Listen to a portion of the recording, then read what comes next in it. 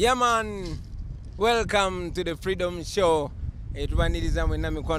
From wherever you are all over the world, and we hope you're going to enjoy this. Yeah, lero tugambe muziki tukubako benga tuli far away from the land. With me is my brother Nubian Lee.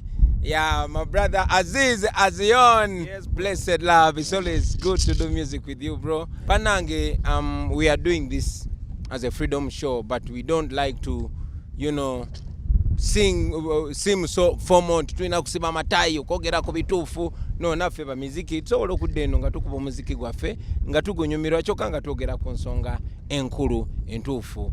We hope you all enjoy the show. We hope nobody gets offended because all we bring to you is love. Now this song is called Ebibuzo Bingi naye Answer Ntono. Sound the vibe.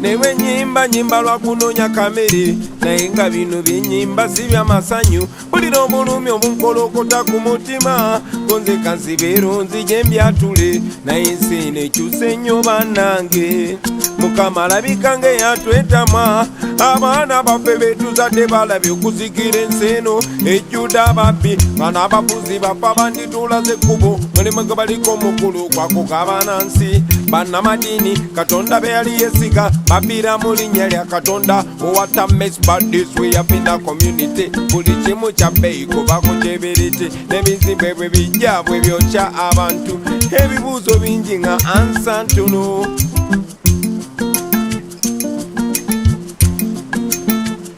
what a mess but this we have been a COVID-19 buli kimu kya bbeeyi kubako kyeberete n'abalwadde bwe bajja bwe bamala ne babulawo wulira nga wakende noyitirako mu kibuga abakola ennyo bafuna katono ate mu bulumi abakola ekitono be bafuna ekinene bwai nange kyenebuuza munnange bakimbimbi kati be bawasa abawala bato abavubuka abato ne bawasa abakadde ne weebuuza ensonyi zadawe ennaku zino nange kyenebuuza munnange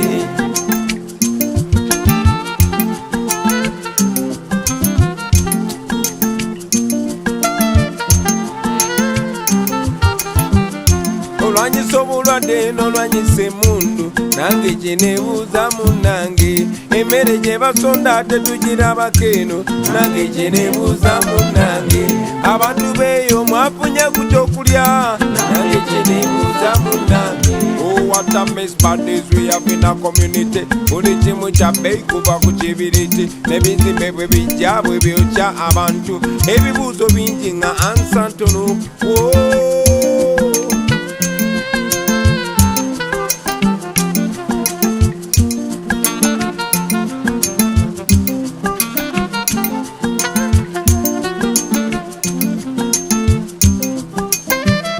zenyimba lwa kunonya kamere naye nga bino byenyimba si bya masanyu obulumi bunkolokota mutima gwange konzeka nesooleyo mbyatule naye nsi nekyuse nnyo bannange n'abasoma abatagana nga batasoma ensi nekyuse nnyo bannange abalina lupiya nabo tuzibasanga ensi nekyuse nnyo bannange ensi nekyuse nnyo bannange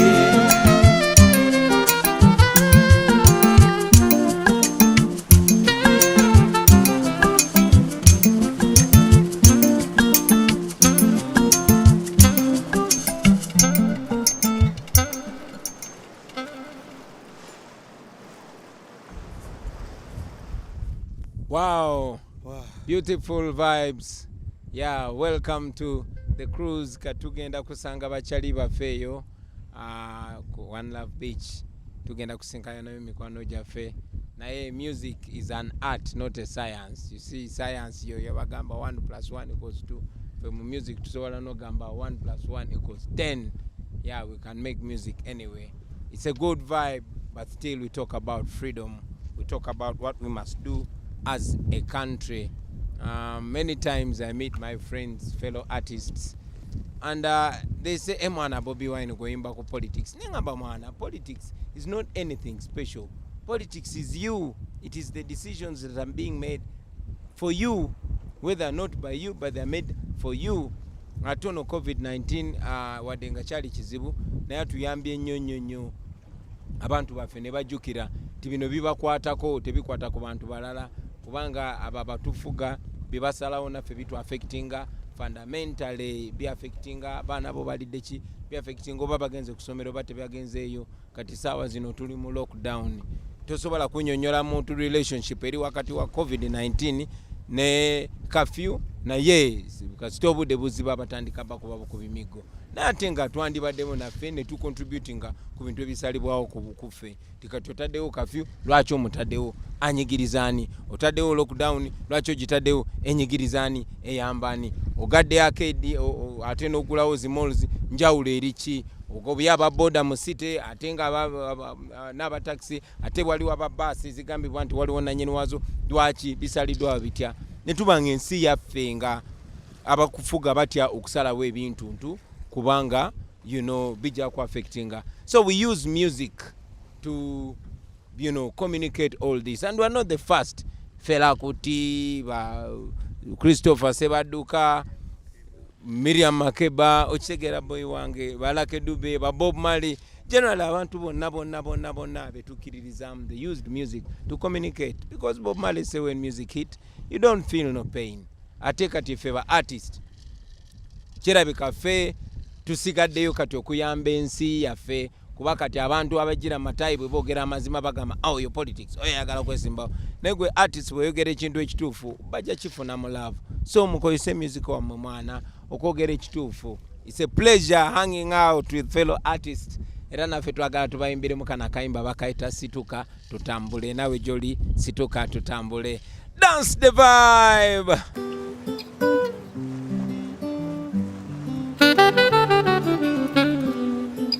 Welcome to the Freedom Show. Ladies and gentlemen,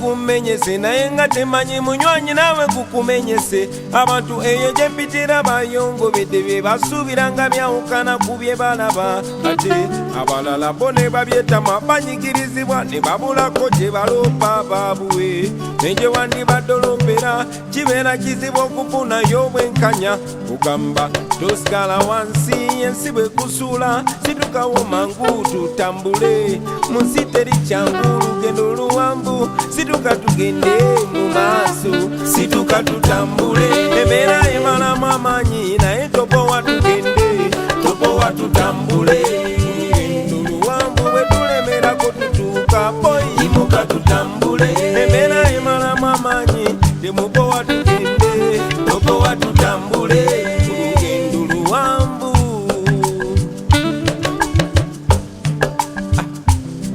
So when the going gets tough, the tough must get going, especially when leaders become misleaders and mentors become tormentors.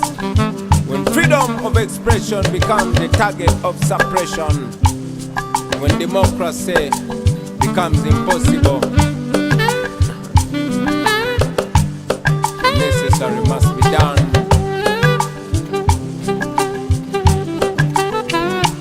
Emyaka gibadde mingi n'okunyigirizibwa nakwera kubadde kungi boyi n'essuubi libadde lingi nga tusuubira nti oba embeera nakyuka mu wakiri ze kati kyenzudde enkyukakyuka gyoyo yamunange eri mu mikono gyo mwennyini kubanga oyo gw'olina omwessuubi amazima naye alirinamu gwesebo kale gwe buli bwona okwayimuka otambulirewo ebisoto byekubireko mu kkubo gwe buli wono gwanona gatti okwamamanyi balabira kugwe abalala obugobe bwoyitamu naffe bwe tuyitamu naye tulemerako paka lwe tunamalako omuliro gutwakiramu gusinga gwe tuyitamu gwe buliwo gwakuba kuyimuka ngale yimuka embeera emalamu amanyi naye topowa tugende topowa tutambule tuluwambu bwe tulemerako tutuuka boyi yimuka tutambule embeera emalamu amanyi temupowa tugende topowa tutambule olugendo luwambu.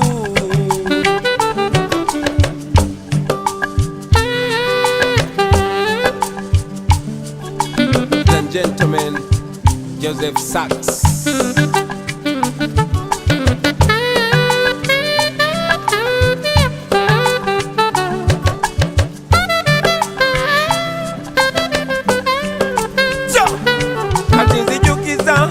Eye kubangiza muganda wange kugamba situkirawo tulina omulimu omunene gwa kununula Uganda eryesimisa abaliddawo goba tosobola kudduka wakiri ng'otambula bw'oba tosobola kutambula wakiri ng'oyabula bw'oba tosobola kwavula wakiri nga weewalula naye kyonna kyekiri sigala ng'omuvinga tewali mirembe gye bagenda kuleetera waka ku sosiyo bw'oba toli mu mativo sanokanguleko voisiyo sigala ku kosiyo naye manya rights zo tolema kolerera Uganda gwezimba gwangalyo wadde nga bosiwo teyali wa choice yo gwezanya patio kuba gwangalyo wadde nga bosiwo teyali wa choice yo gwezanya patio kuba lino gwangalyo wadde nga bosiwo teyali wa choice yo gwezanya patio gwangalyo wadde nga bosiwo teyali wa choice yo zanya patio lino gwangalyo.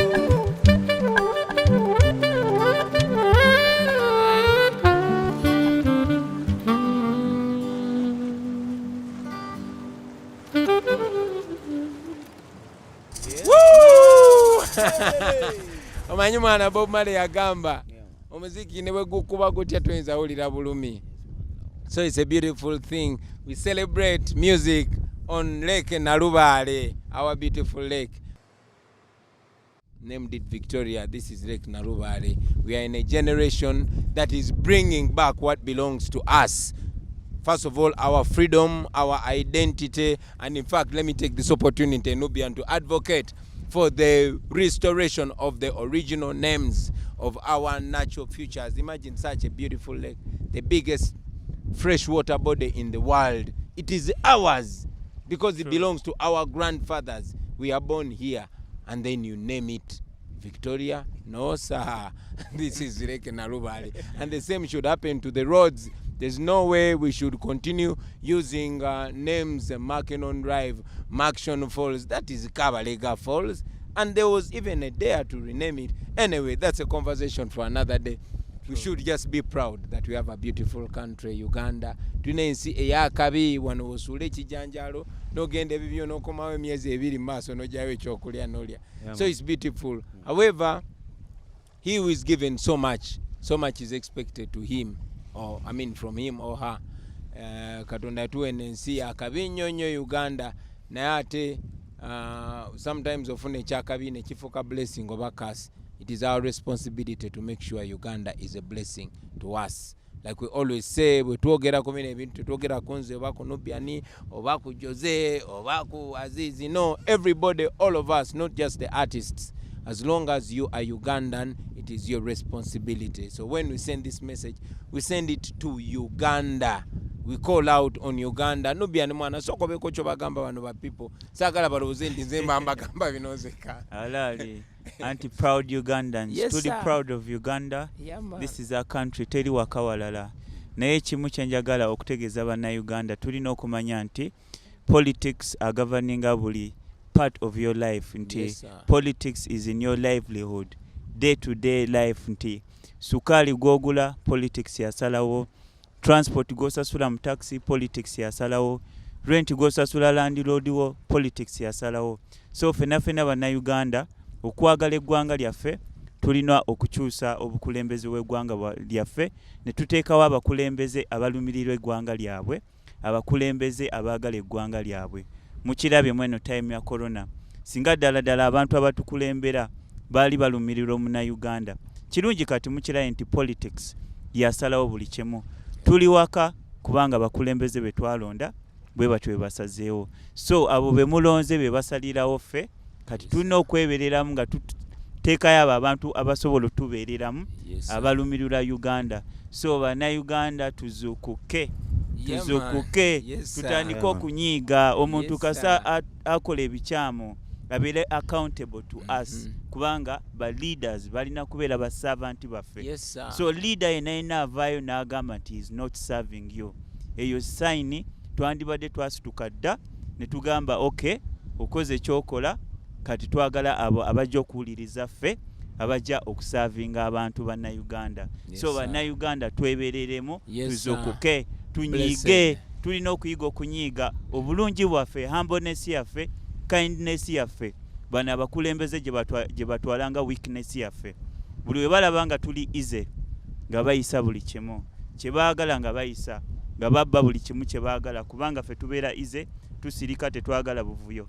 Naye ke kaseera tulabire ku bantu abalala tusituke nga bannayuganda tudemandinge for better kubanga Uganda is an endowed country esobola otulabirira. We have everything. Kitegera etulabirira nga bannayuganda. Tetwetaaga genda mu nsi za bweru buli kimu ekiri wano singa abakulembeze baali bafaayo okulaba nti no bakolerera munnayuganda kulaba nga abeera ku top.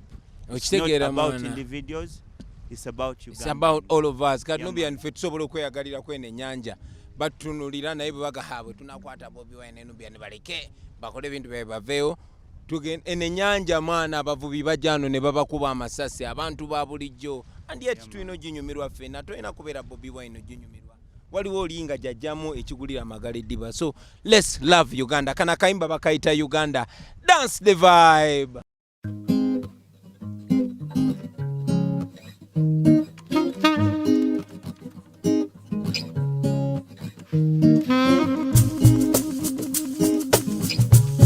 UG my mama land. Wake up. UG my fatherland. Wake up. Well, it was 9th of October 1962 when our nation was born, beautiful and endowed with the promise of democracy, with unity in diversity, different tribes, different religions, but coming together to form a nation that will make life better for the future generations. Well, indeed, we are that generation. We are the grandchildren of the independence generation, and oh yes, we are the grandparents of the future generations. So we must come together to find solutions. Since our leaders don't care about the next generation, all they care about is the next general election, which they also want to rig.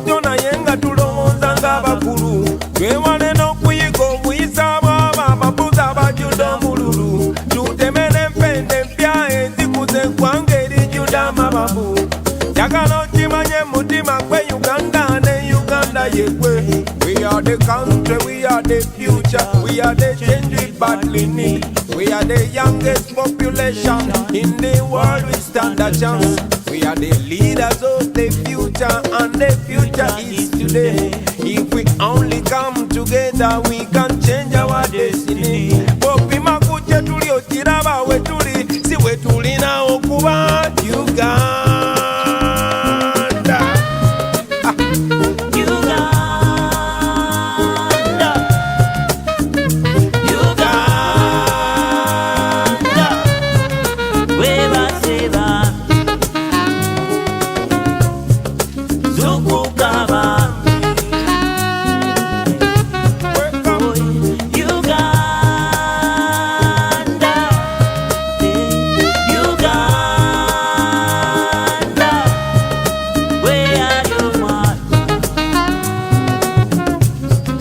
wekati tata,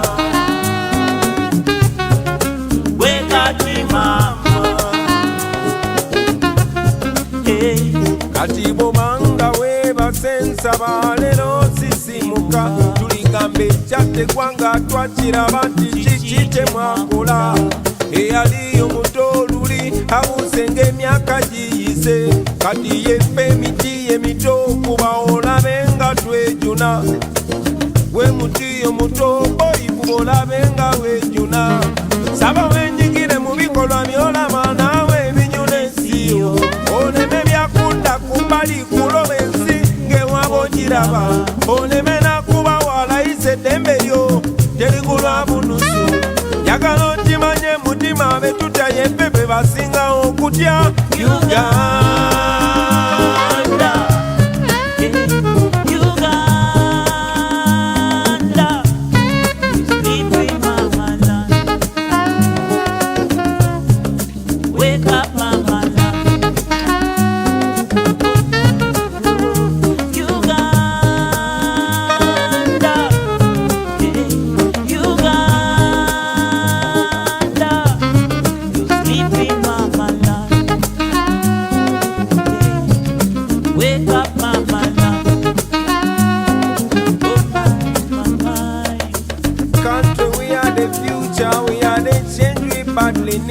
We are the youngest population in the world. We stand a chance. We are the leaders of the future, and the future is today. If we only come together, we can change our destiny. If we only come together, we can change our destiny.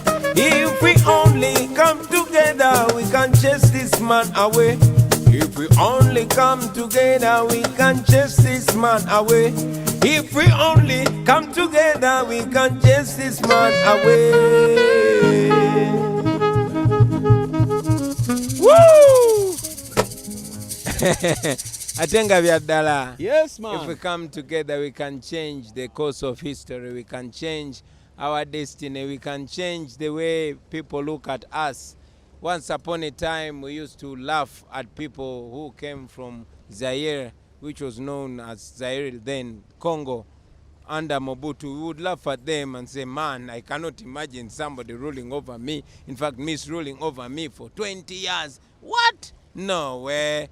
Ngatugamba mu Uganda tekisoboka. Well, it has been 35 years, yo. 34 years and counting. Plus. It's coming to 35 years. And the same dictator is ruling over you, is ruling over me. Okay? So it is important that you wake up. It is important that we wake up and say the necessary. Ensonga yokalo akigolola tasobola kusanga gwe nyama yalwo nakuba engoomi is kubanga amanyi nti waliwo answer, waliwo ekijjo mukwata naye. Otherwise twandibadde nga abamanyi be balya. Kati tulina okujjawo ekyo nti omuntu alina emmundu asobola okuba omuntu emboko zonna zayagala. Tiwa LDU bamuwadde emmundu asobola okukola kyonna kyayagala. Tibali abakwate emmundu balina no aba bakwate emmundu ffe tulina bafuga.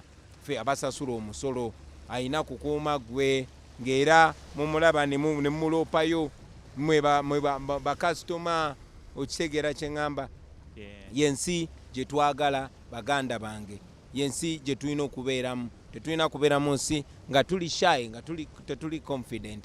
So enjoy this show, but you know, this is going to be more of a conversation as we sail.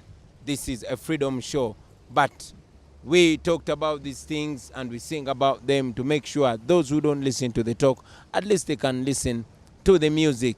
What kind of Uganda do we want to build? We want a Uganda that makes all of us equal. Zenawe nga tuli equal under the law. When we do something good, we are rewarded. Nga tukulabira ku kyokola, sigwe oli mwana wani, sigwe oli mwana wani. No, in a Uganda where somebody is defined by the content of their character, not their tribe, not their family, not who they know in revenue. You know, we want a Uganda where you'll go to revenue and see a national character, not only people that look like each other. You know, we want a Uganda where you look at the police and the army and all, you know, government institutions where people don't look like each other. Because even here on the boat, Muganda is a Munubi, Oli Mugisu, Oli Musoga. I mean, that is Uganda. That was the deal in 1962. This nation should give equal opportunity. Banadiope, Nibonabona Nevegata. But now, man, there shouldn't be that rampant tribalism like we see. Banji tebagala chogera ko naye mwana nze njja byogerako kubanga nze ye style yange yakubabulira mullo. Kubikuba mutochi. No bikuba mutochi. Rasta said something, man. Sakala mbere nga nze njogera zika. Yeah, man. Ngaye mulinde omukulembeze wagambye. Tuyigo okulaba nga ensi yaffe ebeera ng'ensi ezo endala ze twegomba okubeeramu. Ku by'obugagga bye tulina mu nsi eno twandibadde nga tuli ku level nti abantu abava mu nsi endala bandibadde bava mu nsi endala ne bajja ne bakuba ebyeyo wano nga ffe tuli balangira, tuli bakabaka balangira, kubanga we come from the Pearl of Africa.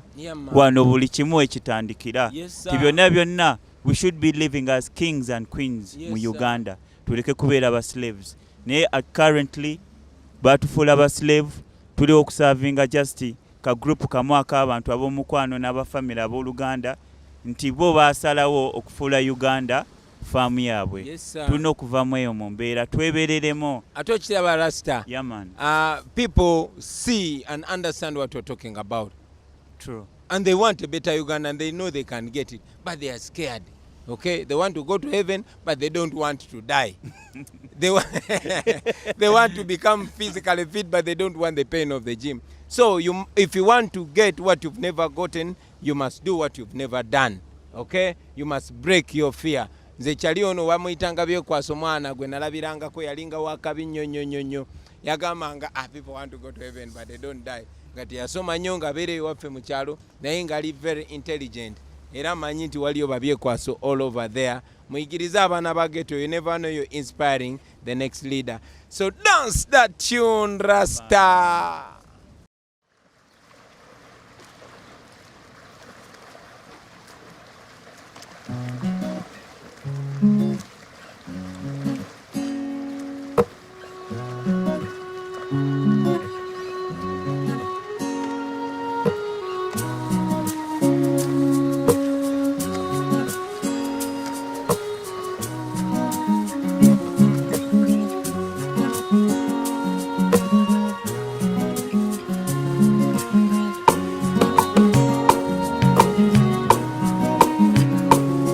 If you stand for the truth, you better be ready to stand alone. Alone. If you stand for the truth, you better be ready to stand alone. Alone. If you stand for the truth, you better be ready to stand alone. Alone. Stand for the truth, you stand alone. Ewaffe gye nakulira mu kyalo wabangayo omusajja yalinanga ssente nkumu. Byekwaso yali wakabi mukanoni nga lwalabikako bayita wamu n'effiye. Naye gekinewunyisa ku ssente ze yali alina Byekwaso yali tapowa mu site. Nga n'oluusi baffire bwe bakyala yabakwata ku mukono n'abaleetako mu ghetto. Era nze okuva mu buto nayagala nnyo bwe nkulame nga Byekwaso. Olumu ze namusalako ne mwebuuzisa nayo kikola otya Byekwakyo. Yaŋŋamba bw'olikulobere nga nze ssente z'olifuna zireme kufuula muntu mulala.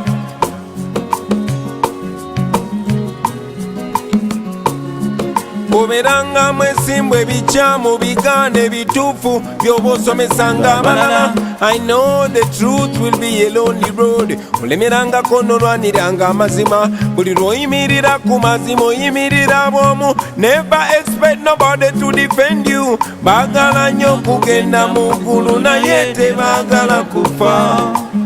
Baagala nnyo kugaggawala naye tebaagala kutuuyana. Baagala nnyo kugenda mu ggulu naye tebaagala kufa.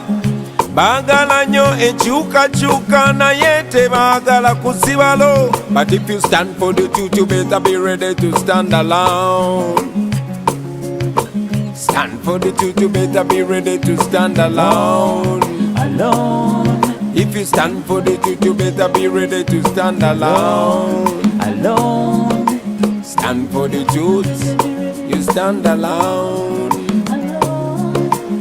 sente twagala, eby'omugagga twagala, naye tewali kisobola kugula ggwanga. Bikyamu bikolebwa buli nnaku tubiraba, naye okubyogera kubeera nga kumira mwoyo. Nze kye nnava nsalawo mbyeteeseze, byenjagala okukyusa ka mbyekyusize, oba kugogola malo baluziika ndwezimbire, byenjagala okusomesa abaana ka mbesomeseze. Sekinnuma engoye tuzijjanga China, nga tulima pamba tuzala ne ba designer. Singa twali twazimba oil refiner, tetwandivunamidde embeera z'aba foreigner.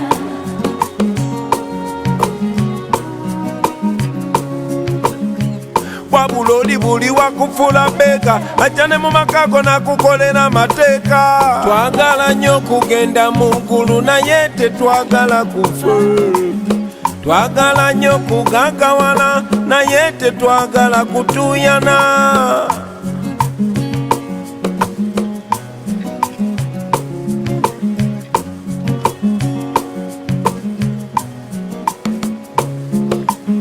Twagala nnyo enkyukakyuka, naye tetwagala kusibalo.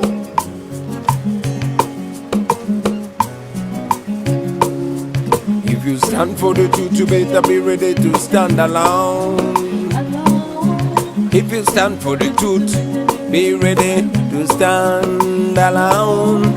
If you stand for the truth, you better be ready to stand alone. I say if you stand for the truth, you better be ready to stand. Last verse. Kati nze nva waggulu nga mbagamba nti Uganda ebisinga byavunda, gwe bw'oba nekyokkirirrizaamu kiyimirirangako bw'omu nga bw'oli gwe. Era bw'otankuula ng'olutalo nga weesize mukwano gwo mba nkusaasidde. Ebo abatujubisa ate ne batulabisa, kale osaana obeegendereze. Kati amazima ga mutima gwo gulwa ggwanga lyo, mutima gwo na mwana wo. Era nze taata yaŋŋamba labirira famire y'omukyala n'abaana bo. Manyi nti bangi abakuwagira, but if you stand for the truth, you better be ready to stand alone. If you stand for the truth, you better be ready to stand alone. Stand for the truth, you better be ready to stand alone. If you stand for the truth, you better be ready to stand alone. Blessed love.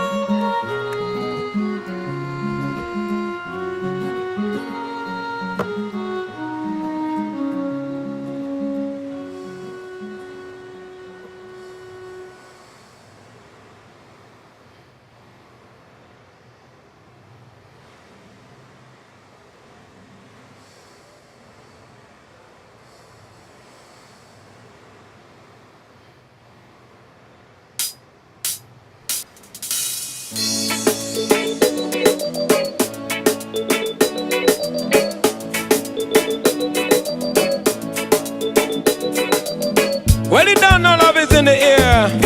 If you have a lover, put your one in the air. Hang me there, hang me there.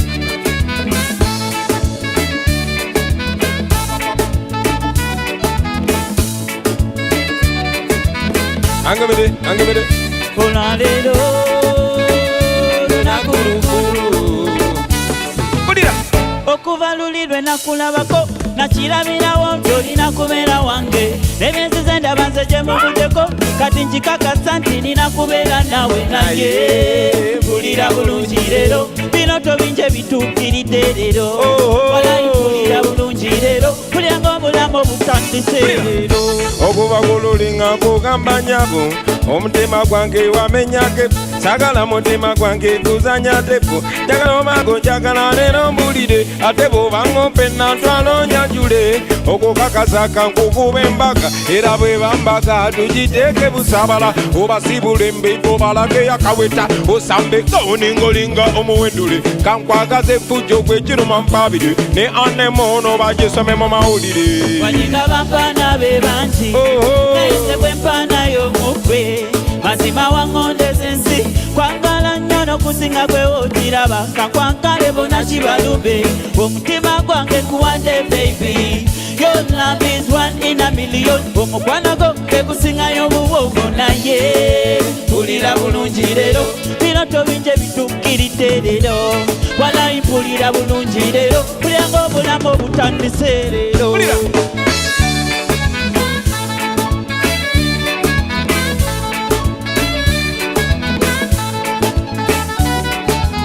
Nera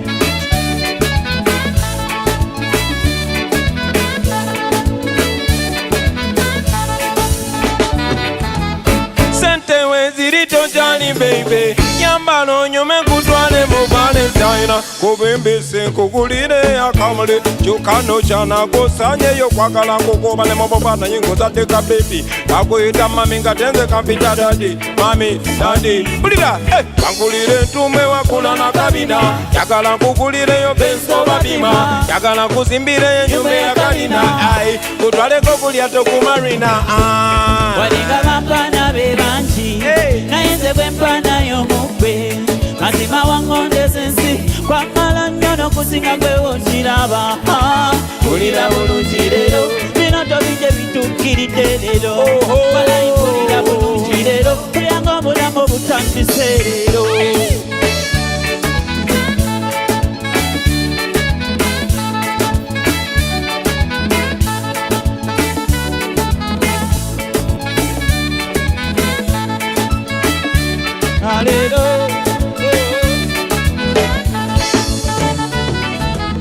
Sente weziri tojani baby yambalo nyume kutwale mu Valentine.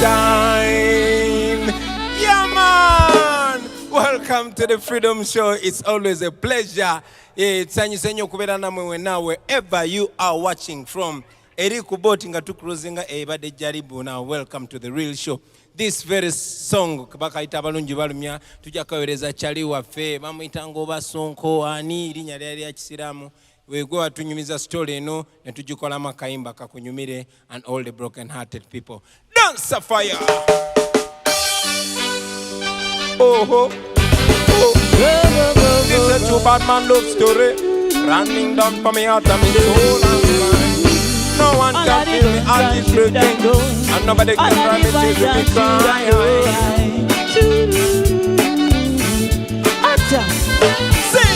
Mazima nzute kituufu ekiri mu mukwano omukwano gunyuma gyegukoma okunyuma gyegukoma okukula boy golo omukwano guluma gyokoma okwagala omuntu n'omwewa mazima abalungi balumya n'omwesiga nd'omwagala nd'omutima n'ogumumalirako abalungi bayiwaali mazima ogenda n'osangawo omuntu n'omwagala nga mazima nye takulinako gakulako mweddalu gwamu amaanyi owulire sekomye kati nze nange yaliwa n'omutima gwange gujjudde ebimundu mmwe bitagambika nze nakaaba nadaaga najula n'okunywa obutwa banagera bweruma. Yes you may don't believe me when a bad man swear if I run into a love affair. My memories will never die, cause my love for you will never end. Yes you may don't believe me when a bad man swear never run into a love affair. My memories will never die, cause my love for you will never end. Sing! Mazima nzute kituufu ekiri mu mukwano omukwano gunyuma gyegukoma okunyuma gyegukoma okukula golo omukwano guluma gyokoma okwagala omuntu n'omwewa mazima abalungi balumya n'omwesiga nd'omwagala nd'omutima n'ogumumalirako abalungi bayiwaali. This is a true bad man love story. It's a love story. All of the girls and children, No one can feel my all of heart the is boys and breaking. children, Yes you may don't believe me when a bad man swear if I run into a love affair. My memories will never die, cause my love for you will never end. Yes you may don't believe me when a bad man swear if I run into a love affair. My memories will never die, cause my love for you will never end. Yeah man, each one of you can make a contribution to yourself. Dance a vibe. kana kayimba bakaita osobola njagala kabanyumire mwena naddala abo abaana ba ghetto ab'enyooma okubanga bakuzala mu katanga oba ozaalibwa mu kyalo bwenotandika okwezala wa mwana ngolooza tosobola. No way! Me is a ghetto youth too, but I'm right here. So now we get it. This song is meant to me, is meant to inspire self-confidence.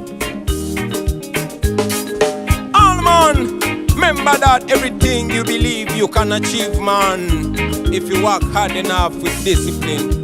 Aye, balabe bangi mu bulamu abatoba bamu ne bagwamu amaanyi ne bakita naye leero kambabuuse amazima bolemerako munange omalako ffe kati twasalawo kulumba nalo nga twesiga Mukama Katonda kuba ne Dawudi yanyiga Goliaasi nga yeesiga Mukama Katonda. Wadinga embeera ekayo osobola kusaba togwamu nsuubi osobola manya Mukama waali osobola embeera yonna wadinga entiisa nyingi osobola na Mukama waali osobola kati togwamu maanyi osobola mu mbeera yonna. Kula w'amaaso tunule kubaawo zibiriza ensi egenda songa za kwanga munje okumanyako kwe kuyamba abalala ebikunyiga bibinyiga tubikwase maanyi ebyo twebeereremu tetupowa tukyuse embeera eno. Naye nga osobola okukyusa embeera wadde nga olowooza otuze ku kisenge osobola okulaba ku ebyo bye waloota n'obitukako in your lifetime kasi tokola n'amaanyi n'olemerako ebirala bikwase Katonda. Jjukira abalemerako be bamalako enjogero eyo yaffe kubadda wadde ng'embeera enkaye kugaba togwamu nsuubi saba maanyi osobola embeera yonna wadde entiisa nyingi osobola na Mukama waali osobola kati togwamu maanyi osobola mu mbeera yenna. Ladies and gentlemen, Davis, very talented young boy. I apologize for calling you a young boy, but your talent is too big for your size, man. Give me that vibe, Davis.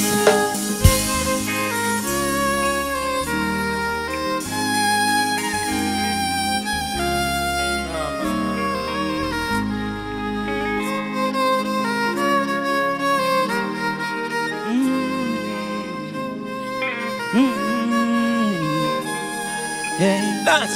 Abadde bakulimba Sobola abawoza tolumba sobola Katonda talimba sobola manya ye defender sobola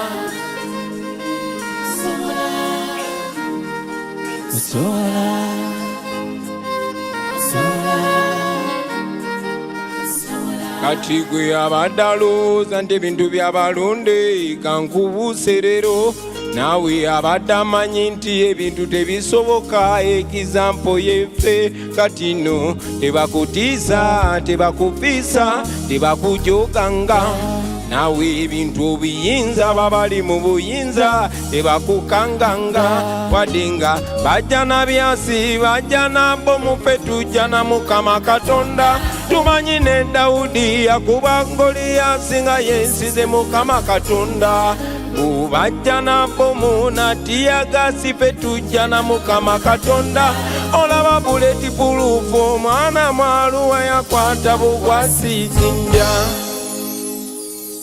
Blessed love. Yeah, man. Yeah, no biani. yeah Kasoke nyimbe kana kayimba nga tusomerako ba ex bona simo bubi in Chameleon his voice. Simo bubi. Yeah, man, greetings fellow artists, whoever you are, wherever you are, I bring you love and respect. Ladies and gentlemen, it's not only us, it's not only Bobi Wine and Nubian Lee, but it's an honor to perform alongside Aziz Azion, a very special talent in voice and instruments. Big pleasure to be performing near my brother Jaja Baker, Joseph Sachs. Abalanja kuba mbogerako nga tweyongera maaso naye tusooke tuyimbeyo kana kayimba bakaita speciosa wanchawa. Dance of fire!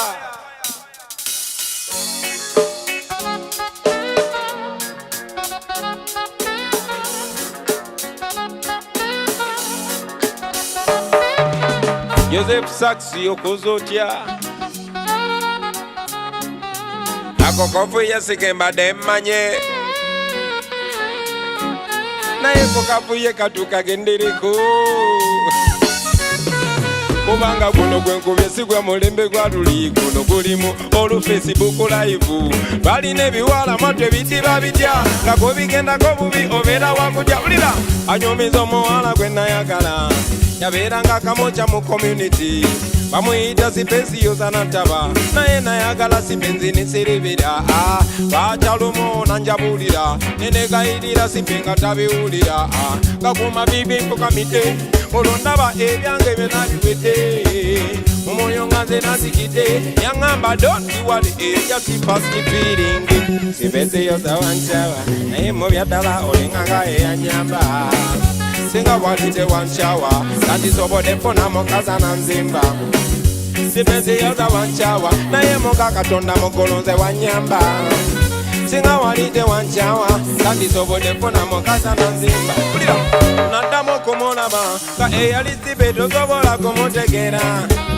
nekanyini teyetegeera ewajajayibomo kimumbaseri eri wansi yenasembayo musanga mwana muwala yayiga n'okonya kabanga tuli ne batayi bange tuli muswaka tunywana byaffe tuteredde yekaziza zimbidde akudde nette bizibu oluna yakalidde ondowooza ngalaba musana konze gundire katongo babikadde emusomera kuba ku bya jimi bwe yanjagalira nga tukyanga nekyaga bamumpisangako mu shoti pajero nembonabona ekigo nga kalira piro nenkoga nga sikyalya wadde naŋŋamba don't worry just pass the pity sibese yoza wancawa nalinganga yanyamba singa waliti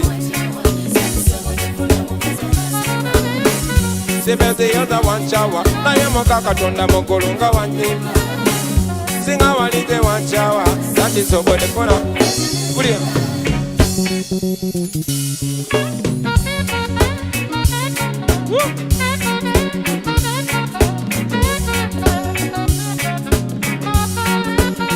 akoze atya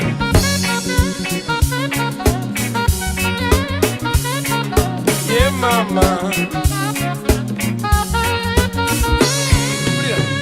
kati nalaba ekkubo bali batuufa kugoba yakulaga ekkubo bakulekawo fuba kulaba ng'okola luliba olunosisinkana asandira embaga anyati omuntu bwakujawo oba okalidde wekaba nga obadde kataala oba ozikidde akujawa n'olemerako oba wefudde na fala okwagala okakomukwano biiko byayala bakindaga luli mbiseera bya geto nebambayembera mbabuuse baana basibo gwokabira nga amaze okukyawa njagala okimanye oluusi gwabalina omukyawa kale no sirikatokaba munange dontiwale eyo jasipasiviri esipesi yoza yancawa alenga gabe yanyiwe dani manjikiwe kano kagwereza chali wange sepesi yoza wancawa naye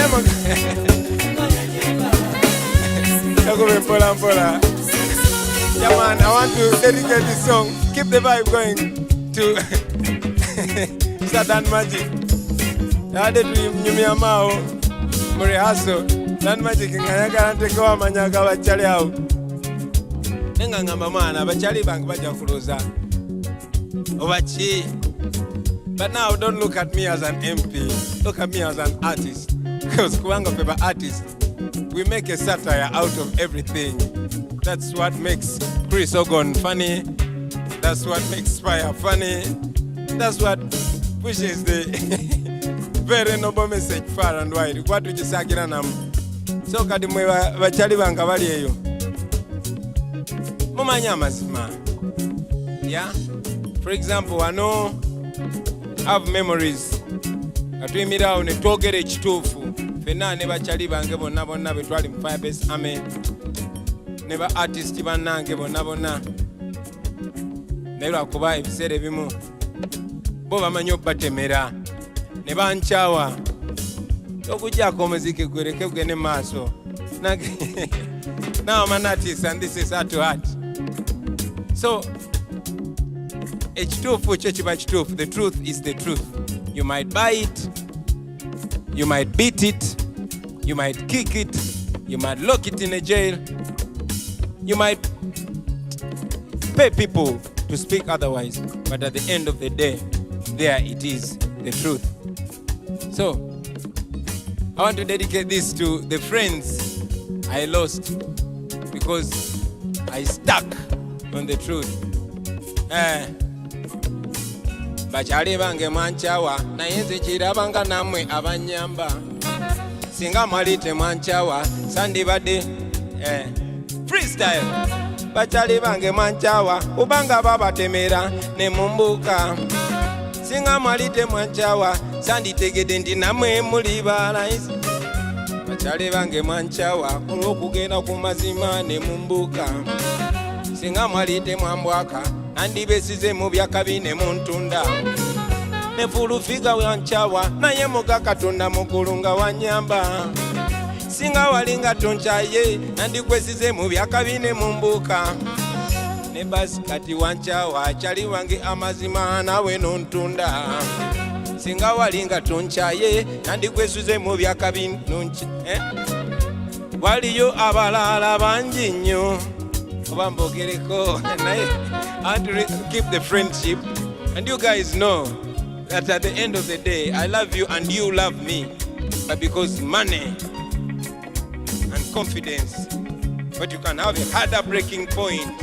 As a generation, man, we must not lose each other to greed. Okay? Naera, nidamo kubalaba. Ndidamo kubalaba nga eyali bobi tosobola kumutegera nekanyini nga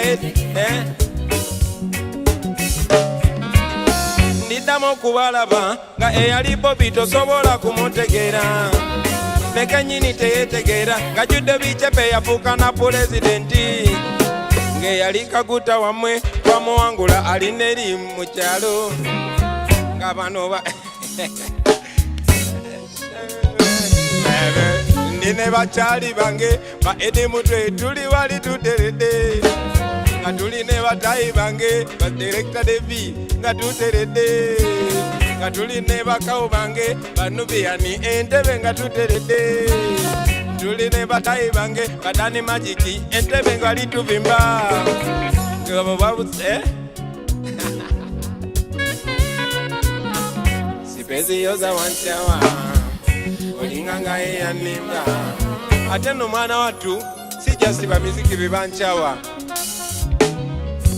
Muhozi was my friend, Kaihura was my friend, Rukutana was my friend, even Museveni was my friend.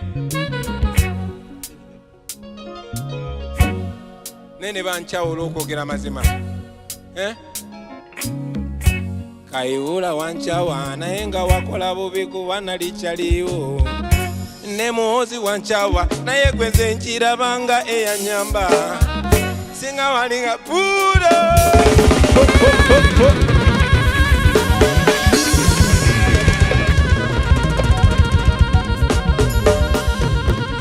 that's a fire. Yeah, like I said in the beginning, please don't take offense. I'm an artist and we turn everything into fun. It takes maturity not to take offense of art and a little bit of comedy. Welcome to this show, ladies and gentlemen. We are here at One Love Beach in busabala. Yeah, tufuna vibe yakabi, and this particular place is called Radio Corner. Omugenzi Moze Radio yasiga keyo paint kuma injago yagalanga nnyo wano ekinewunyisa nti ba legend balina ebintu bibafaananya. In Uganda we've had two legends abalina outstanding voices. That was the late Paulo Kafero and the late Moze Radio. Naye kati luli ku quarantine show I gave respect to Moze Radio, and now that we are blessed and honored to be in his presence, ye tumwadde ekitiibwa ekimala. Olwaleero I want to respect the great late Paulo Jobo Kafero. I've not commented about the goings on, but I hold him in very high regard.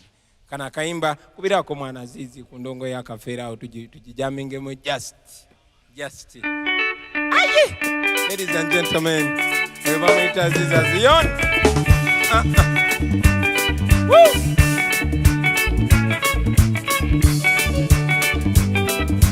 Agamyatia.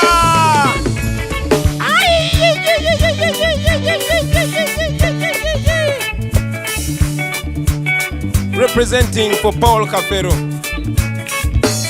Kino chene amanga kalombolombo kange ekyokujjamba imbiringa ebinyuma ni mwana wa wano era omubanda omutendekeo waddala muganda wo Kyagulanyi temumbusabusa ne mu bika by'Abaganda nsibuka mu kyajjajja wange Kayiira kabuba ettumbi mu kiro ne ngenda musale kanzigulira taboola abantu bakika obeera butalaba okuleka wali muganda wo gwate n'okozesebwa ng'omunene mukyawule okusoosola okukuba kumanya musayigo nga nenda yetugatta yannakalamba ni mumalirivu nnyo okuviira ku kyantuma okulembera abantu bange ni mumalirivu nnyo okuviira ku kyantuma okulembera abantu bange nsobola ngumidde n'okukubibwa nangebwa gye nasibuka era nga ne mu makomera nze nsibibwa ebigambo ebijoteke ebijja binjogererwa nabikwasa musumba wa Katonda ebigambo ebijoteke ebijja binjogererwa nabikwasa musumba wange Katonda njiza obuyimba bungi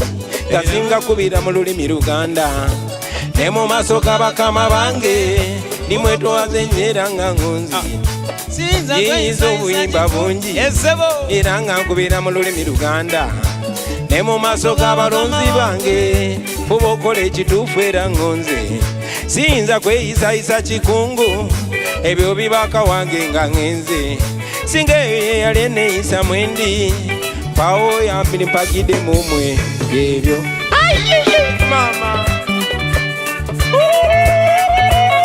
Azizi baba tokwata ku ndongo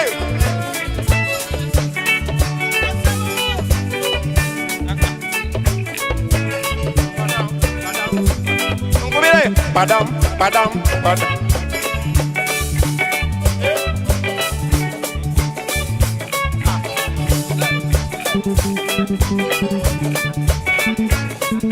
tuba munange nnyo kano badde okalaba tuba gakyale wange kano badde okalaba tuba munange nnyo Kafero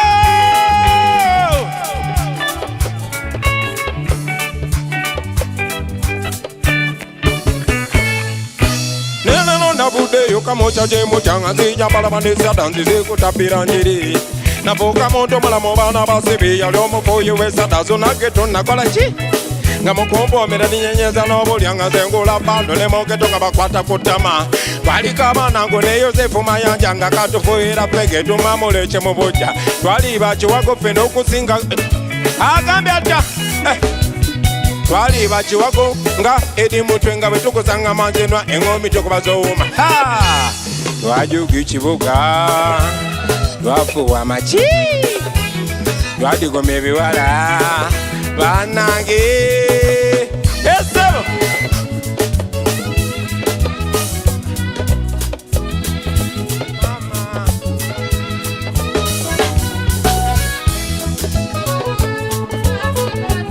shaloniwe kulira nze tondaba kati sebo okubonga ne bano babesije ne bamawo nali kibanda pull up blessed love yeah man it's like only yesterday when I was in my early 20s we give thanks for the gift of life we give thanks for the thousands of second chances that we've been given in life to make a difference to learn through the hard times like Malcolm X one time said don't be so quick to judge a person because they don't think like you or see the way or see the way you see things. Because there was a time when you did not think the way you think today. So, let's try to be patient with them. Bajja tutegera maana. Nange mnamala emyaka mingi nnyo ngamba maana abo abantu bali mu byabwe abo ba politician until I realized nti tuyina naffe okuplaying a part. I hope it did not come almost too late. Naye nammwe mujja kwebuusa nga mmwe It's a pleasure again to have you, friends. This is the Freedom Show. We use music to address the issues. Tuita munyimba munoni tuogera ku bintu ebituluma. Like Bob Marley one time said, when music hits, you don't feel no pain. So we hope you don't feel no pain. Because what we're saying is the truth and nothing but the truth. So katonda tuberenga tubakuba guno muziki. Dance! Freedom comes to those who fight, not to those who cry. Because the more you cry, the more your people continue to die. So rise, free yourself. Yaga, yaga, yaga, yaga, yaga, yaga, yaga, yaga, yaga. Bada bam bam bam bam bam. I don't know why the corruption is too much. Yaga yaga yaga. Why the price of electricity too high? Yaga yaga yaga. Why the price of education is too much? Yaga yaga yaga. Can't you see the tribalism is too much? See, I would like to communicate about the things that we have to eliminate, the ignorance and poverty to eradicate. All the whole ghetto people them to educate. Yum, don't you try to politicize. Don't sing or be whining with the designs. Sensitize me, sensitize. Cause I know my people must realize the most important thing, that true liberty begins in your mindset. To free ghetto people, they must educate. But education is expensive to get. It's like you say we carry water in a basket. I don't know why the corruption is too much. Why the price of electricity is too high? Why the price of education is too high? Can't you see the tribalism is too? Temudao mwerimbe, temudao mwerimbe, moza tukava mago. Temudao mwerimbe, moza mulinda government bayambe. Temudao mwerimbe, mbokukana rale bayamba mwe. Temudao mwerimbe, nti akawanika ka COVID mubimanyi. Temudao mwerimbe, nga COVID bamukola mu musimbi. Temudao mwerimbe, bano COVID bamukola mu musimbi. Temudao mwerimbe, mbu scientific bichi.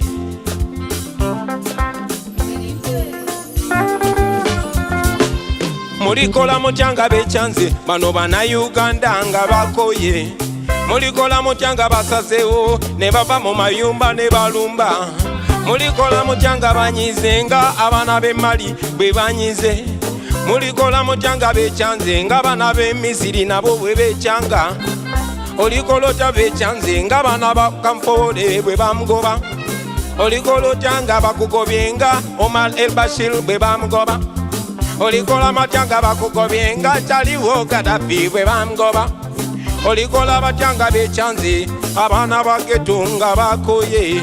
Olikola obutya ne bakyalibo nga bakukoze akamugabe. Olikola otyanga bakoye abantu bonna bonna nga omuntu wa famire y'omusalo gw'omwezi tegumulisa kumala wiiki kumwezi. Akawunga kemugaba tosobola nakukawa nsolo gwe. Ebijanjalo byemugoba tosobola kubirisa mwana wo. Amata gemugaba namwe mugalaba. The truth we speak, nothing but the truth. One drop like that, one drop like that. Katika mbyogere. Huh? Listen.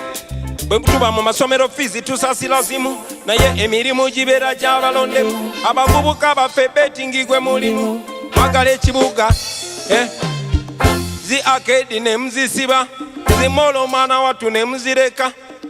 Omunaku yanyigibwa mu COVID, omugaga nga mwete bimkwatako.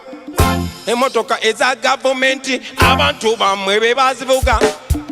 Emirimu gya gavumenti era abantu bamwe be bagirina. Ebifo mu polisi, abantu bamwe be bagirina. Ebifo mu magye nabyo abantu bamwe be babirina. Esente za COVID siraba bwe zilongosa mu malwaliro. Tell them. Are you ready?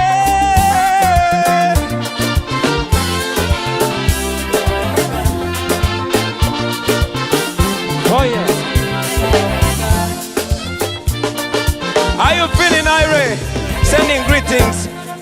all the fighters, all the freedom fighters, wherever you are. Keep strong. Keep strong. Keep solid. Keep pushing. Freedom is near. I don't know why the corruption is too much. Yes, man, freedom will be the ultimate prize. The price has been paid. I want to dedicate in a very, very, very special way, ladies and gentlemen, this show to a lady called Rita Nabukenya. She was murdered by the police as she was coming to court to hear a case. Now, here is the story. Today, the president and the Electoral Commission are banning public rallies. They don't want the message of freedom to reach the people of Uganda. They claim we should communicate on social media. But hey, once upon a time, the government presented a proposal which became a law and put a tax on social media. The president was saying social media is used for Ugambo, but I know that social media is the mode of communication where young people meet and talk. Many of our young men and women don't have jobs here. They go to the desert to look for greener pastures. The only way we can keep in touch as family is through social media. But he put a tax on social media with all due respect to the president. And now, when me, my brother Joel Senyonyi, my brother Raymond Mujuni, my brother Apas, my brother Nubian Lee, my brother Dan Magic, and very many other brothers and sisters like David Lewis Rubongoya, like Roy Semboga, like Chairman Nyanzi, decided to go and protest against this tax because it was immoral. Young people use the internet to communicate. Right now, I am performing to you on Facebook, on social media, because it is our only way we can communicate. We are first world brains stuck in a third world country. In fact, this is not a third world country. We only have third world leaders. Anyway, we protested against the tax. Many of us were arrested, like Julius Katongole, like Nyanzi, like Eddie Mutwe, like Selecta Devi, and were taken to Luzira prison. Later, I was also arrested and arraigned in court for protesting against social media tax. So Rita was riding to come to court and stand in solidarity with the brother because she was putting on a red beret. She was deliberately knocked down by a Uganda police car, and they killed her in the full glare of surveillance cameras, which you and me pay for. The police said that happened in front of a camera, but again, later on, the police spokesperson came out and said the footage has gone missing. Anyway, I don't mean to bring back sadness, but I want you to know why I respect and celebrate Rita Nabukenya. Sister, rest in peace. Fetucha Pamba na tucha chikuba. Dancer next fire. This song is called We Are Fighting for Freedom. This is a message to the government expressing what's exactly on the people's minds. Wako ebinyigiriza obulamu bwaffe mazima mutumalako eddembe lyaffe Uganda yetambula yedda mabega mutuuse n'okutwetamya eggwanga lyaffe mulimba mutufuga bubi nnyo nammwe kale tetuganye mwalwana mu nsiko naye gwe omwana gwe wasanga nga tannazaalibwa kati naye yazaala nadda kino mukiŋŋambire muzeeyi abamutuukako ne bazeeyi banne bamugambeko n'ensonga nkyamu nnyo gyalemeddeko kati eggwanga lyonna lyetamwada amazime yalinga demokrasi mwagibuluga kati yafuuka na hypocrisy. Yes, eyali fundamental change mwagizaalawa mugifudde no change. Ensonga ez'abalwanya zonna mwazibukako namwe mukolabira ebyabali naye nga yo constitution yaffe ejja kuddawo nga tumaze okukutwala embiro. I say we are fighting for freedom. Bannayuganda bali ku mawanga, we are fighting for freedom. Bagala kukomawo waka Bannayuganda balusudde mwakaba bayasiri n'abalala. All right, listen, second verse. We are living in a time similar to the one of slave trade. This oppression is worse than apartheid. The gun is the master and the citizen slave. The pearl of Africa is bleeding. Question, what was the purpose of the liberation when we can't have a peaceful transition? What is the purpose of the constitution when the government disrespect the constitution? See what you're doing to our nation. What are you teaching the future generation? See, our leaders become misleaders. See, our mentors become tormentors. Fighting corona but fighting with guns. I said, we are fighting for freedom. We are fighting for freedom. Bana Uganda bali kumawanga. Olwane baboy, demupowa baboy. Freedom means that everybody is identified by the content of their character, not by their second name, not by their tribe or religion. Freedom means that even if we don't think the same, you don't have a right to beat me. Freedom means all of us are treated the same, rewarded the same for the same work, and punished the same for the same crime. Freedom means all of us as citizens of a country, as members of society, deserve the full respect. So, in brief, what we are fighting for is not just positions. All we want is the same. And this happens to all freedom fighters all over. We might differ in strategies or techniques or approaches, but our ultimate goal is the same: complete freedom, complete justice, and complete equality. And that we are going to get. Kalino okununula eggwanga kituuka katako abaana ba Uganda fena. Ziramu nti okununula eggwanga mulimu gwaffe abaana ba Uganda fena. Era manya nti bw'otunuulira ebikyamu n'osirikireyo oliddemu ensi y'olukwe. Naffe abakulwanirako gwe n'osirikireyo beera otusadase. Ono omusajja tumutya buti naye nga twakuŋŋanye. Nkiddamu nti tumutya buti naye nga twakuŋŋanye. Blessed love. Blessed love. You see, ladies and gentlemen, we all fight for freedom. And I must say we credit it to those that came before us. On this show, I want to send respect to all the freedom fighters, particularly here in Uganda.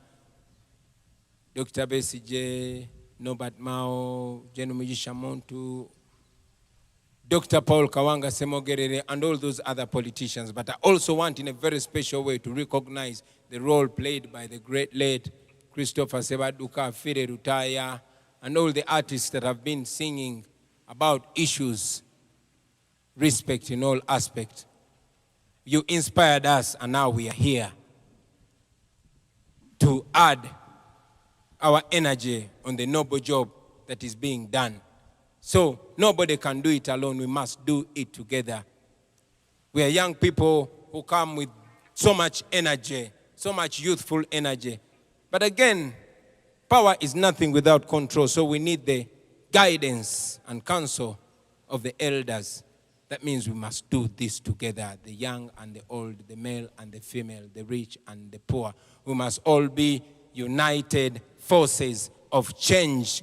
Dance that fire!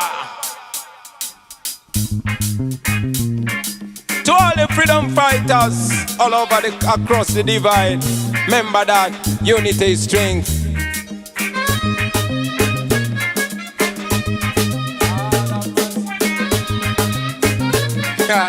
Ladies and gentlemen, Joseph Sass, once more. Lord of mercy. Okay, how about you? United forces of change. The only way we're gonna get a liberation United forces of change. The all of us must come together as one. United forces of change. The all of us come together as one.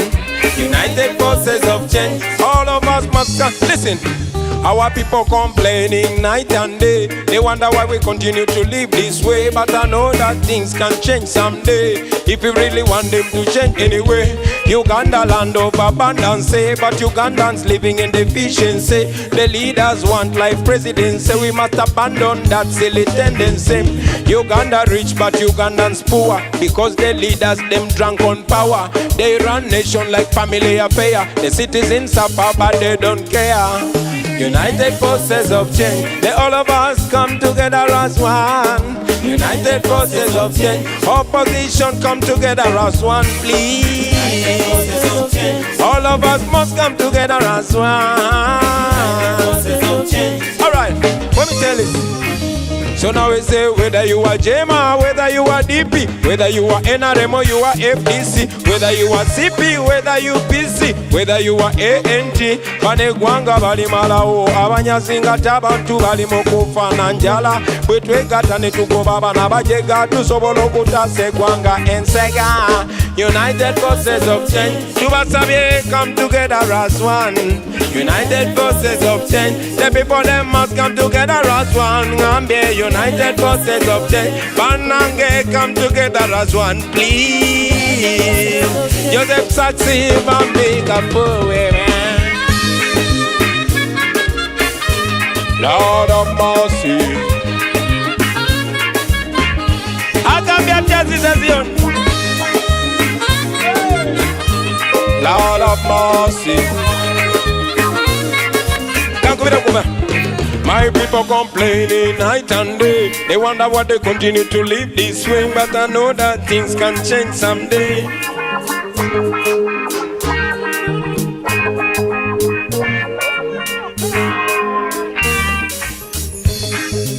Where the best? Where the best? Where the best? I can be a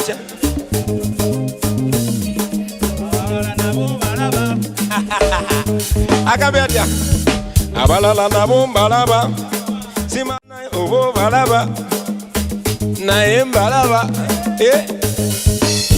My people complaining night and day. They wonder why they continue to live this way. But I know that things can change someday, if you really want them to change anyway.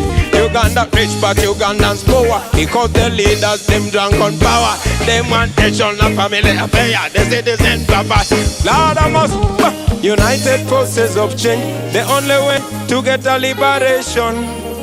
United forces of change. People come together as one. Whether you are Eastern, whether from Eastern, whether you are from Central, whether you are Eastern, whether you are Northern or you are Western, whether you are Islam, whether you are Christian, whether you are culture or you are Rasta. Blessed love.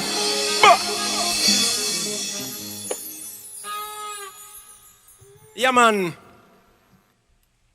Like King Selassie one time said, until the philosophy that holds one man greater and one man inferior on account of anything, skin, color, race, tribe, religion or creed, until that philosophy is finally and permanently destroyed and discredited, it will be war. We might not fight violently, but we shall fight to the end. The beauty about it is that our fight is a legitimate fight. It's not a secret fight, it's a public fight. It's not a violent fight, it's a peaceful fight. Because the people are fighting against are violent. And we know that violence cannot stop violence, only peace can do that. Darkness cannot drive out darkness, only light can do that. And like Dr. King say, hate cannot stop hate, only love can do that. Twagala kola buli kimu tukolanga tukikola mu ddembe, tugenda mu kulonda okujja, njagala okozesa omukisa guno obasaba okubeera ab'eddembe. Mubeere ba ddembe, naye nga temulinyirwa ku mutwe. Mubere assertive, muyimirirewo. 1 musewe eddembe naye nammwe mubanje eddembe kubanga muli baddembe. Buli kintu kyonna kyonna amateeka gaffe kyekogerako gakuwa bw'eddembe nga gwe omuntu wa bulijjo. So n'okulonda kuno twagala kubeere free and fair, nga kwa mazima na bwenkanya ate nga kwa ddembe, kubanga okubula ebbula ly'amazima n'obwenkanya lirijjawo eddembe. You know, you cannot have peace unless when you have justice and honesty. So let us put the ingredients together that bring peace. Kana kayimba bakayita ddembe, njagala kabaweereza mwena mwena abaana abafuna eddendaga muntu abagenda okwewandiisa, abagenda okulonda. Dance of fire!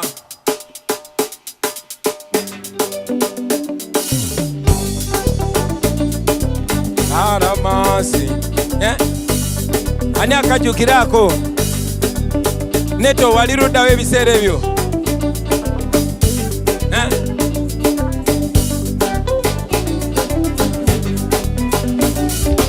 Abakubangana abalumangana abatemangana balabapapamangana mu kifo ky'okulungamya kw'omuntu eyandibaddewo okulungamya abavubuka lwakiko bakulembera mu kukola obutabanguko.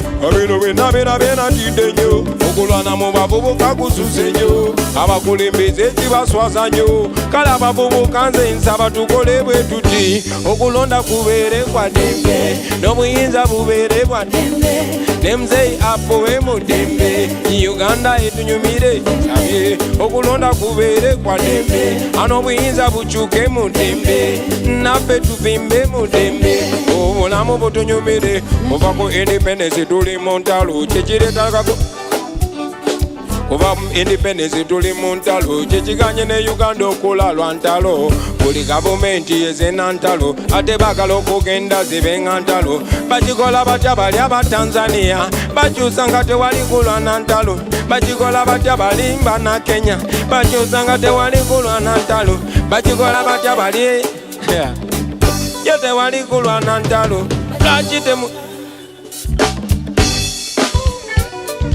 Lwaki temukitandika abasebo abakulembeze okulwa mu ntebe kyekireetera Uganda okuvuga. Muzeeyi Museveni okulwa mu ntebe. One drop. This is unfiltered. One drop.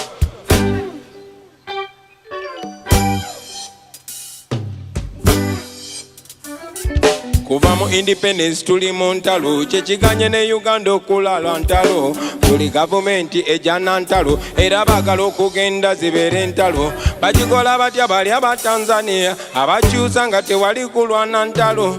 Lwaki temukitandika abasebo mwagamba kyekyabalwanyisa entalo.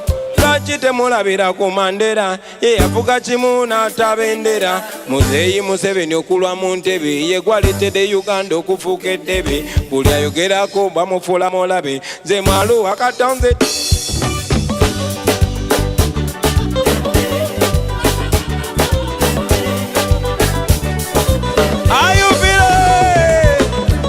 Kati okulonda kubeere kwa ddembe n'obuyinza bukyuke mu ddembe banange tufuuke baddembe. Uganda etunyumire nsabye okulonda kubeere kwa ddembe n'obuyinza bukyuke mu ddembe banange tubeere baddembe.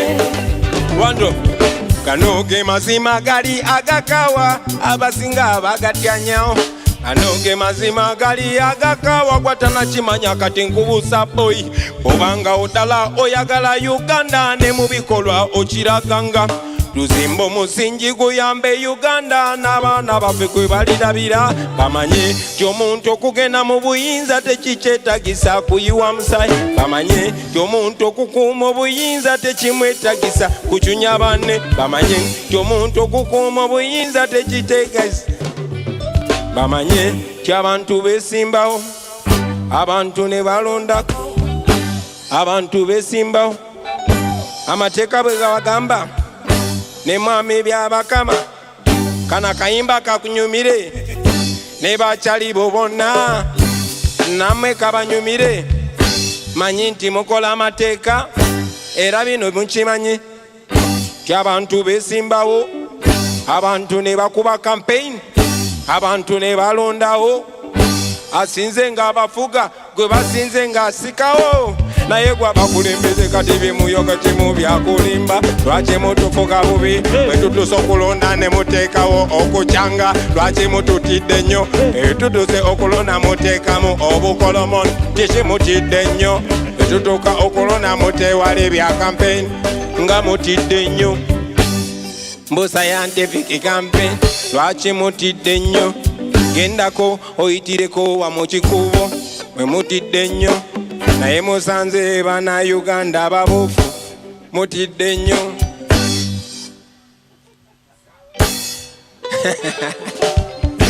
okulonda kubeere kwa ddembe obuyinza bukyuke mu ddembe muzeeyi agende mu ddembe Uganda etunyumire esabye okulonda kubeere kwa ddembe obuyinza bukyuke mu ddembe bana Uganda tubeere ba ddembe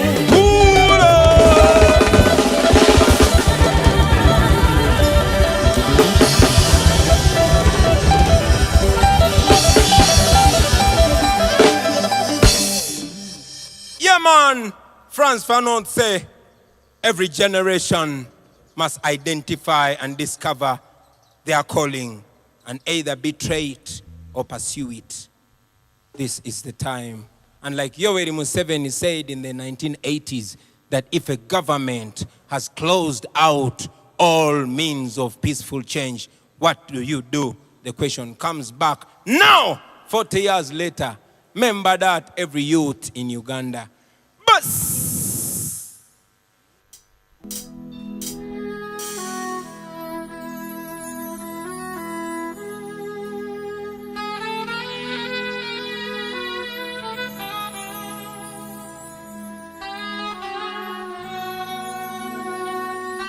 Woo! Come in, Nubian. Olutalo nga luwedde tuliyambale ngule tuliyambale ngule tuliyambale ngule olutalo nga luwedde tuliyambale ngule tulivimba mu Uganda empya. Never and never again shall it be. Kana kaimba kandi nyumye nga Dr. Hildaman Nessa babadde bansuubiza okubeerawo naye baŋŋambye bakwatibwa trafiki nemanyi balaba nabo live. Sing! Olutalo nga luwedde tuliyambale ngule tuliyambale ngule tuliyambale ngule olutalo nga luwedde tuliyambale ngule tulivimba mu Uganda empya. Tuliyambala engule zimasamasa olutalo nga luwedde tuliyambale engule tulivimba mu Uganda empya. Obusosoze nga buwedde tuliyambale engule n'enguzi nga ewedde tuliyambale engule n'ekibataka nga kiwedde tuliyambale engule tulivimba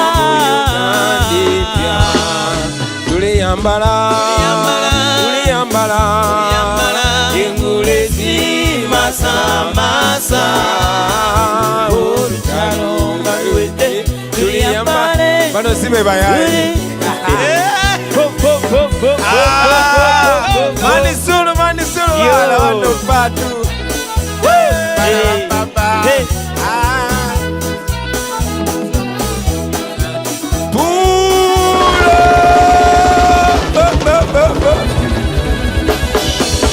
Kabulaza Mana, mbade manyite mukyazi ttaano.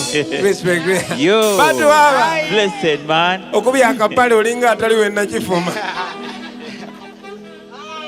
Yo, Patrico. Mwana ngasa nyisuba. Mumaze ko mutya. Solo. Tubadde tukakubye. Big up. Yeah. Simanyi tukyali live. Yeah man. Blessed. It's a pleasure. Yeah. Dr. Hildaman, Amazena Salako. King Saha, respect. Mukulike yo mana.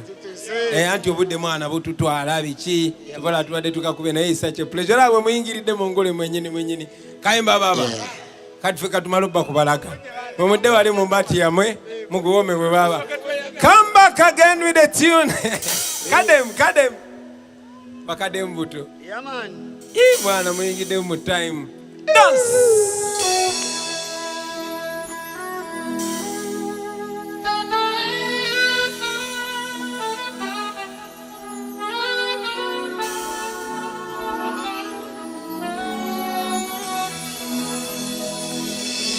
Olutalo nga luwedde tuliyambale ngule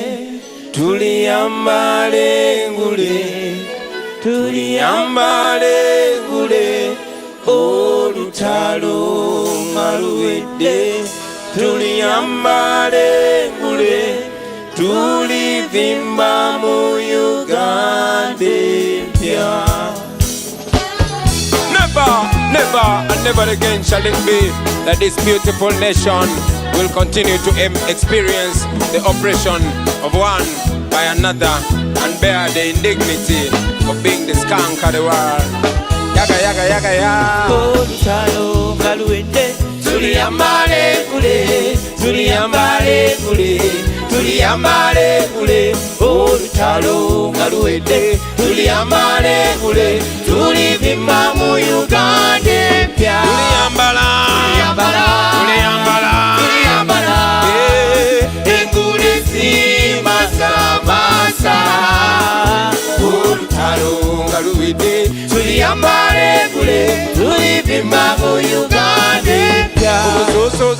Obusosoze nga buwedde tuliyambale ngule n'enguzi nga ewedde tuliyambale ngule n'ekibataka nga kiwedde tuliyambale ngule tulivimba mu Uganda empya. Tiyagasi nga wedde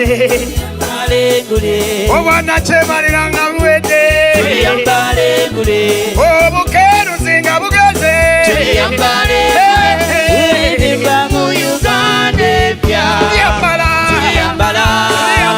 Tuliyambala engule zimasamasa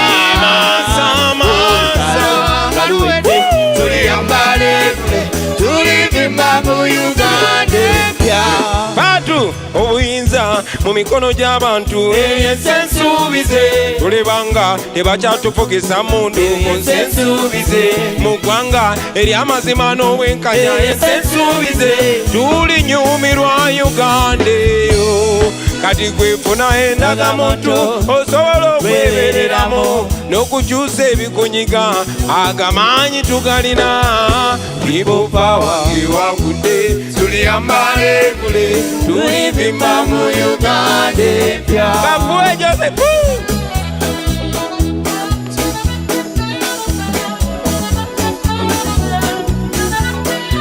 ani ayimba basi ya Irene Ntale ani ayimba ya Bugembe.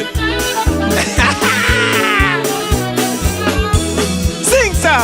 Omusolo nga gukendedde tuliyambale ngule abalimi nga tufunye akatale tuliyambale ngule wenga mu nsi olina eddembe tuliyambale ngule tulivimba mu Uganda empya.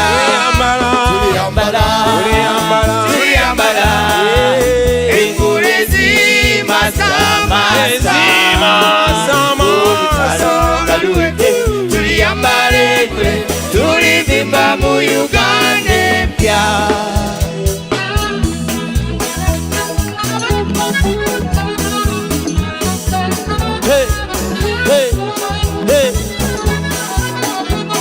eno vasi ya Pastor Bugembe kanjimbe. Okay. Mukozese mirembe temulwana Tuliyambale ngule bena tuli bana ba Ruhanga tuliyambale ngule bana Uganda tuli ba Luganda tuliyambale ngule tulivimba mu Uganda empya. olutalo nga luwidde tuliyambale ngule tuliyambale ngule tuliyambale ngule olutalo nga luwedde tuliyambale gule tulivimba mu Uganda epya. Blessed love. Ladies and gentlemen, King Saha, and on the left, Dr. Hildeman. It's always an absolute pleasure. You cannot do music alone, just like you cannot change the world alone, but at least you can be the gum that puts people together. Kabanda! Yeah, man, respect. Kabanda, respect. Vian, Pankean. Yeah, man. One love. Yeah, man. Katindo Vinovio, now you hear it sounding nice because in the sound we have both the top producers in this country. Ladies and gentlemen, we have Tony Hose in the Viuma and we have Pademan in the Viuma. It's an honor. This is the creamiest, cream de la cream. Neka kati tuuze kaimba chimwana. Akote kamala tumazoba imbira kaimba. This seems like the climax of the Freedom Show. Blessed love. Make me continue with the show. Respect King Saha. One love, one love. Respect Dr. Hildeman. One love. All right, katika tukubongera ate. Start it.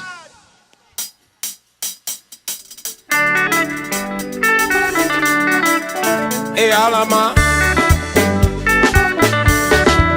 Hey alama, noi, noi, noi, noi.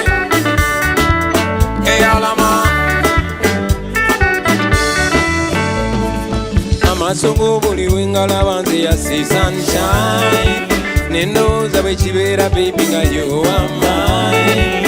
Kubano lewe na kusanga nga tuli moda. Nenkuza batu zineko nawe omunyiko squeeze. Bakuba chengamba, olabika nga tampenda. Baby manya buli choyenda. Zenchikuwa kabono nenda.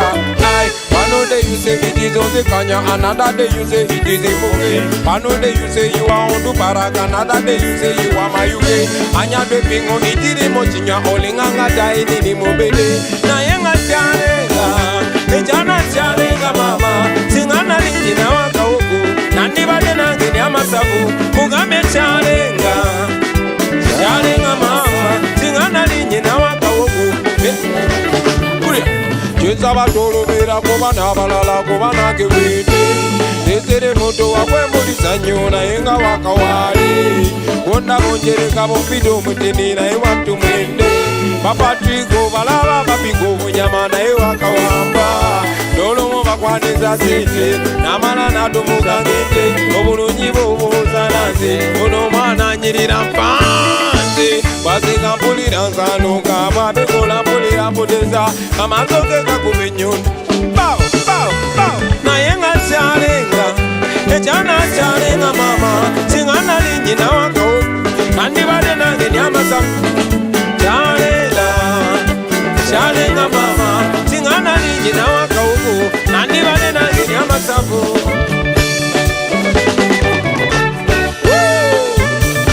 Agaba chieri baba.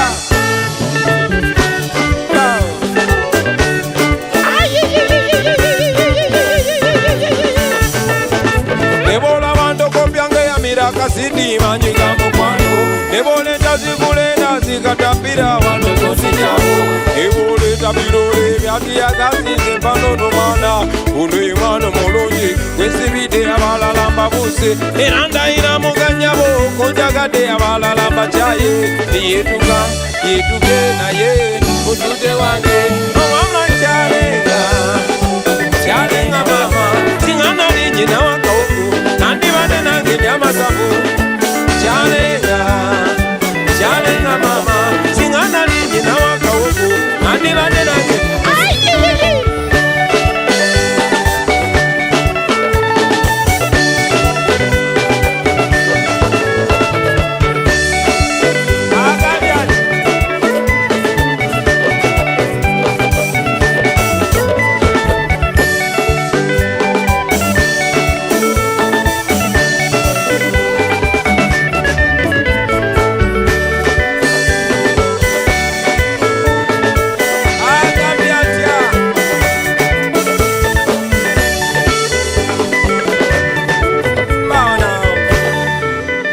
said love. Yeah, man. Coming to you straight from One Love Beach in Busabala.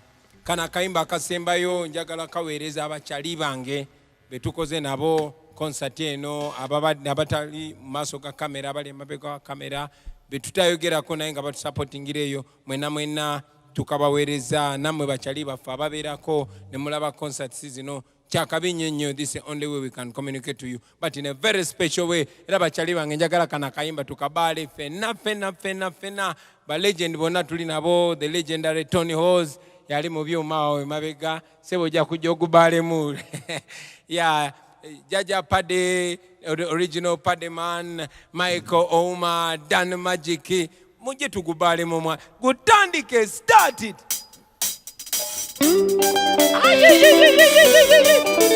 Baba mukumenyeke Ejo Nemuru Ejo Amanyi ngego Sipidi Babi tandi kampola mutandi kwangu kuna mubwa mirigo Niyengo yogero jantimba mugeto keno itu mutu Edu abatuizo Come in, Michael Uma. Ladies and gentlemen, Solomon Kampala, Soko Jotu Bali Lemua. Give them a dance, Solomon. You are a big boy now. Goodbye. Jijo. Taps ko camera, Jango ano taps ko camera. Jango lemo. Jijo. Jango na kamera yo. Jejo, amanyi kego, sipedi yeyo. Agamiada, jejo, amanyi kego. Selecta Devi. Give them a dance. Jejo, Devi yo. Amanyi, mama yao. Manager John. Jejo, baby yo. Jejo, amanyi yego, baby yo. Kuria. Twami dandi kampola mutandi kwangu muna miwa mirigo. Iyengo yogero jatindi mudongo no itu muntu. Chitwa batweso ola yone tweyogera kongo mulumwe bwa mbiri. Abantu bakuwa basibwa nabandi basibwa naye tetwakowa twakuma netukusa ensonga wenjogera ntyonayogera nozaga tyoziraba ensonga sukali keko nesimanyoga tukongere amanyi Jaja Pade. Ladies and gentlemen, the legendary Pade man.